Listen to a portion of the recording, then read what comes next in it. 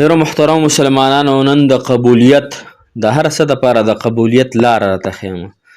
ګوره هله به ستا وظیفه قبلیږي، هله به ستا حاجت قبلیږي، ستا دعا به هله قبلیږي چې ته د قبولیت لاره ولوپېژنې چې قبولیت څه ته وایي. د قبولیت لاره کومه یوه ده، په کم دعا سره حاجت پوره کیږي، په کم مشکل سره یعنی دعا قبلیږي.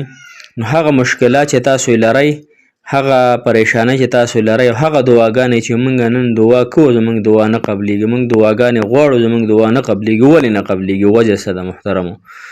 نو دغه وجه هم درته بیانوم. وجه خو ډېرې کیدی شي، خو زما په ذهن کې کوم چې ترونه اهمترینه وجه ده هغه راته بیانوم. او بله دا محترمو چې د دې دپاره د قبولیت لاره کومه یوه ده، په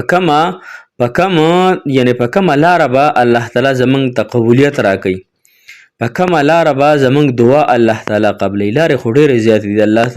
ګوره یو انسان ته الله تعالی سره د ملاقات ارزو لري که نو د هغې دپاره ډېرې لارې دي. څوک مونځ کوي، څوک ذکر کوي، څوک تهجد کوي، څوک صدقې کوي، څوک خیراتونه کوي، څوک د الله تعالی په لاره کې وځي، څوک صله رحمي کوي، څوک د ګناهونو نه ځان ساتي.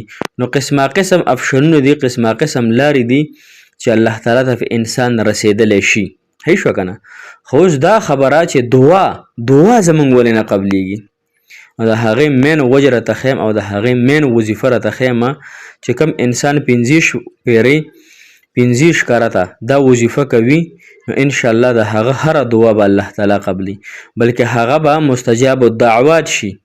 مستجاب الدعوات دې ته ویل کېږي چې تا ته به خلک وایي چې ما ته دعا وکړه، لکه موږ چې څنګه نیکانو خلکو ته وایو دعا درخواست دی، یا مور او پلار ته وایي چې دعا راته وکړه مور جانې پلار جانه.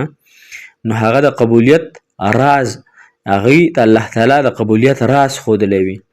نو لحاظه هم تاسو ته هغه بهترین راز ښیمه، یو د وظیفې په شکل کې، یو د هغه شکل کې چې دعا ولې نه قبلیږي.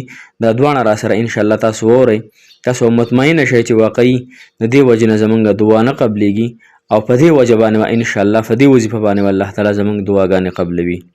السلام علیکم ورحمت الله وبرکاتو. ډېر معزز محترم او قابل قدر مسلمانان ورونو خویانو، تاسو به روغ جوړ یې، د صحت په جامو کې به الله تعالی مو خوشحاله او باد ساته. الله تعالی مو تمام حاجتونه، ضروريات، حاجات، مقاصد پوره کړه. کوم ځای کې هم چې اوسېږئ، چېرته هم چې الله تعالی مو د زړه مرادونه پوره کړه. کوم مسافر چې دي زموږ غږ اوري، یا میان دي زموږ غږ اوري، یا خویان دي اوري، یا خپلوان یا ښځه یا مسافر په خپله زموږ غږ اوري، نو الله تعالی دې مسافرو لره د ډېرې خوشحالۍ ورکړي، د تورسرو جینکو دې الله تعالی نکاحګانې وکړي، او د نوجوانانو دې الله تعالی ښکلي زندګي د عافیت نصیب کړي. محترمو نن زموږ وظیفه د دعا د قبلېدو ده چې زموږ دعا ولې نه قبلیږي او د هغې دپاره څه شرطونه دي، او بیا دا دعا به قبلیږي په کومه طریقه باندې. نو لومبنۍ خبره خو دا ده محترمه چې زموږ دعا ولې نه قبلیږي. موږ دومره دعاګانې وغوښتلې، تاسو دومره دعاګانې وغوښتلې، د هغې څه ظاهري شکل موږ ته او تاسو ته په نظر نه راځي. مثال په طور څوک کور غواړي، څوک ښځه غواړي، څوک یو شی غواړي، څوک بل شی غواړي. د ډېرو خلکو پکې الله تعالی پوره کړي هم وي، خو ډېر خلک د الله تعالی د ذات نه ناامیده شوي دي. نو دا خو حدیث مبارک کې راځي چې انسان په الله تعالی څنګه ګمان کوي هغه رنګ الله تعالی معامله کوي. نو موږ اکثر وظیفه وکړو، بیا وایي چې یاره پوره به شي یا پوره به نه شي، په نیم زړه باندې وظیفه کوو، پوره یقین سره موږ وظیفې نه کوو. دویمه خبره دا چې موږ د ګناهونو د وجې نه زموږ دعا نه قبلیږي، د ګناهونو وجې نه. اوس تاسو په خپل ګریوان کې سر نه نباسئ او خپل ګیر چاپېره وګورئ، خپل وجود نه د خپو نه وایي د نوکانو پورې دا تاسو سرچ کړئ چې موږ نه کومه ګناه کېږي او کومه ګناه کې موږ مبتلا یو. دا لومبی ګناهونه تاسو پرېږدوئ. دویم دا حلال خوراک کول. اکثر د حرامو د وجې نه د انسان دعا نه قبلیږي. نو حرامو ته کتل، حرام اورېدل، حرام لیدل، حرام مسح کول یا حرام کول یا خوړل، دا ټول په حرامو کې راځي.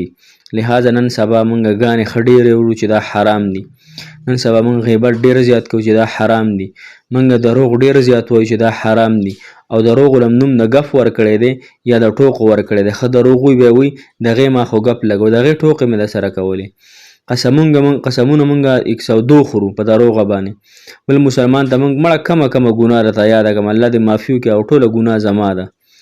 زه ځان داسې د دغه فرشته نه حسابوم، زه ستاسو د ټولو نه زیات ګناهګار یم، خو موږ نن د ګناهونو د وجې نه پریشان حال یو. ګناهونه زموږ دومره سیوا شوي دي چې هره ګناه موږ کې موجود ده که نه. کمه زه تاسو ته بیانوم. لومړنۍ خبره ټول ګناهونه فریض کول، ټول ګناهونه پرېږدئ د الله تعالی د رضا دپاره. ګناهونو کې مزه نشته. الله تعالی هم محبت کې چې کومه مزه ده قسم په الله کو هغه په ګناهونو کې.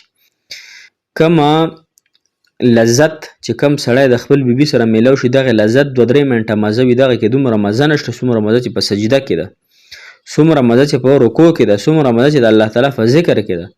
او الله تعالی دې مو تاسو حقیقي توګه باندې نصیب کړي.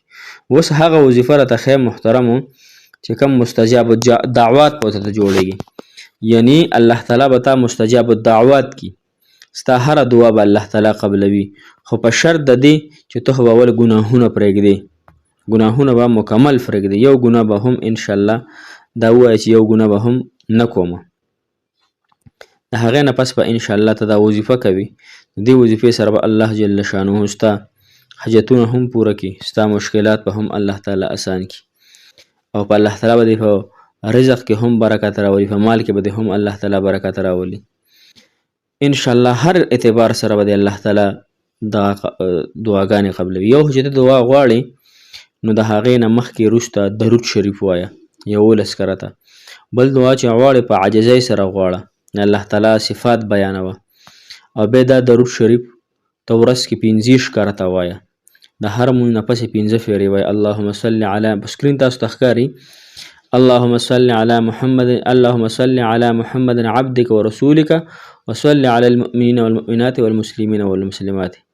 دا درود شریف وایه انشاءالله د هر مونځ نه پس 15 کرته. اللهم صل علی محمد عبدک ورسولک وصل علی المؤمنین والمؤمنات والمسلمین والمسلمات. انشاءالله چې دې سره د الله تعالی په کاروبار کې هم ترقی پیدا کړي، په مال کې د هم ترقی پیدا کړي.